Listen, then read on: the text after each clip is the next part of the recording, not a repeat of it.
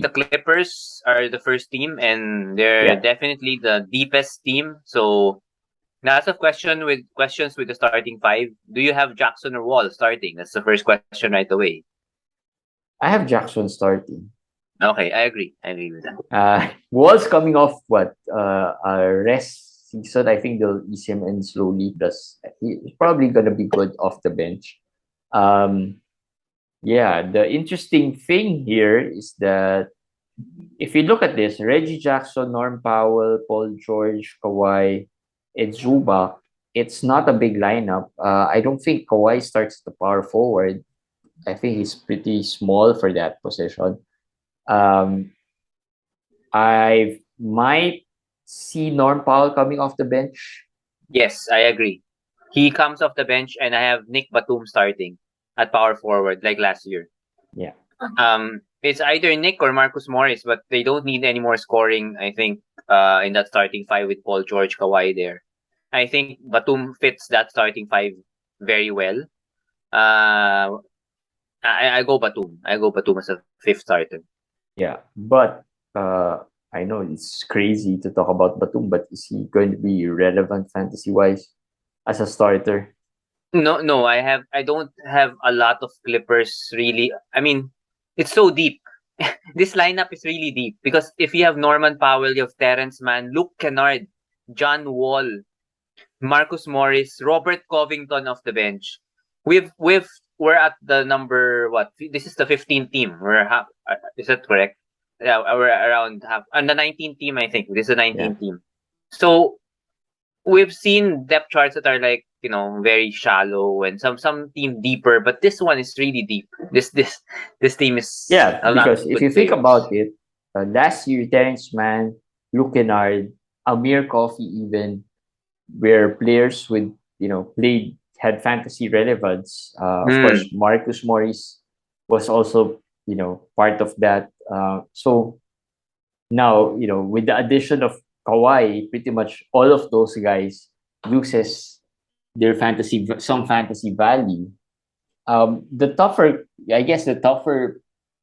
I think it's not as difficult to not draft players like Mann, Kennard, right, and Marcus Morris, but players like Norm Powell, who's been so good, um, Robert Covington. I'm sure lots of managers are fans of this guy. How do you treat these guys? Are they still draftable at a certain range, outside 100 maybe? I mean, Norm Powell is top 70, top 80 when he plays, right? Even Yeah, higher. but Norm is around He got 137. injured, I think. He got injured He last got year as injured. well. He's 137 right now, and I can't say. I It's mean, hard to say it's too low. yes, given the situation, but it's low. I think you can consider Norm Powell higher than that, even with this step chart, because he's good. He's a good player, but not the Norm Powell like before, a top 100 pick. Robert Covington is Covington. 106.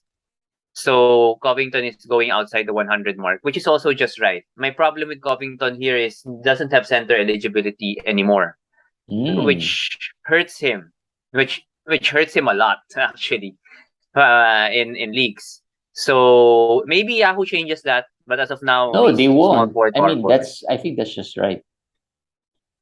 But if you look at it, one hole if there is about this Clippers team is the lack of a backup center for Zubac.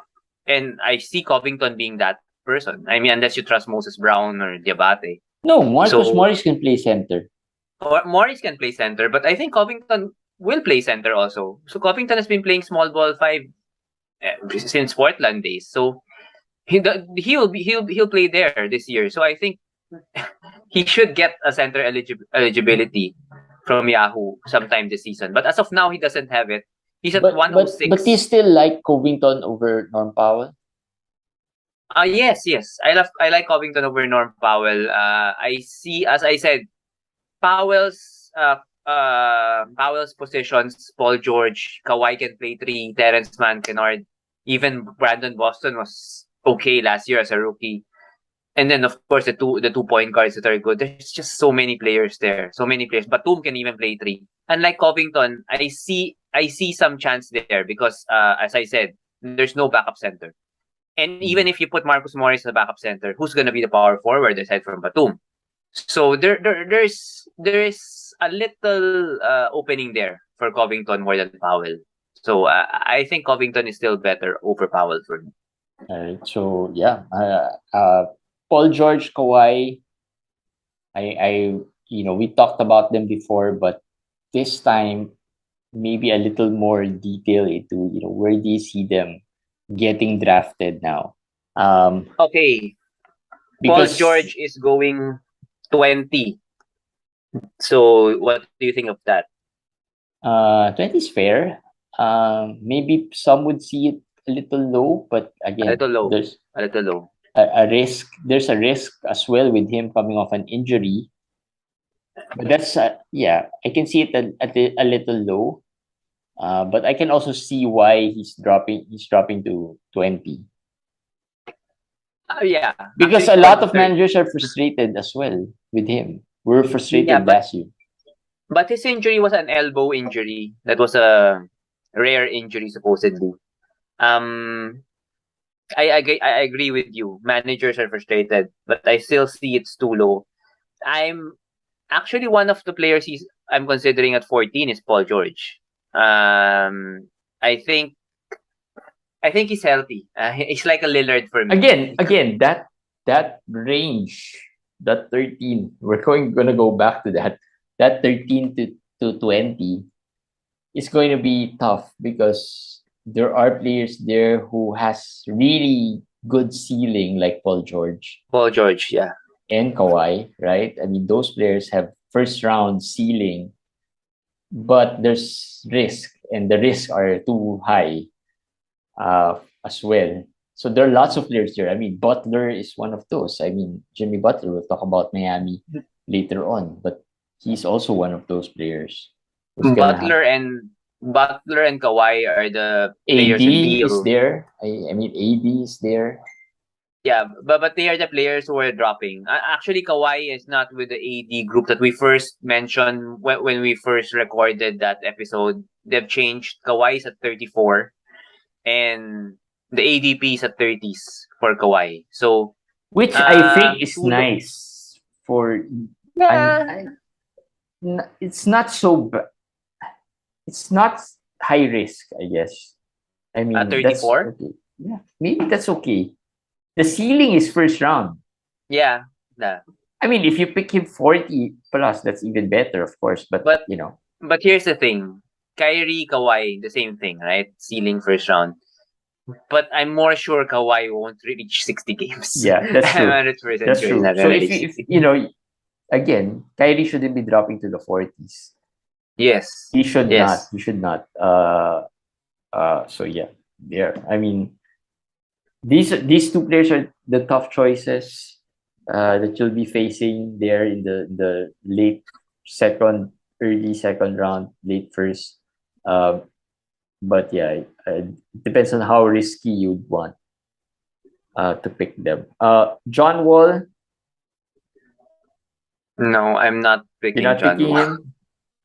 The No, ceiling is second round. No, just kidding. No, that was before. nah, I know he was how good he was before, but he's coming here to play a role. He's not coming here to. If he went to the Lakers, maybe you would say like they need him. They need a lot of help. They need everything. There's a system in place already with the Clippers. That's not for John Wall to go one on one. That's not how the Clippers play. We know that that's not Ty Lue's system. Well, that was his system with LeBron. But I mean, now has a deep team. That's gonna be it. So maybe in deep leagues like last pick kind of a player, yeah, I could see that, but not someone I'm very excited about. John Yeah. Wall. All right. So, any other players who you think will surprise you?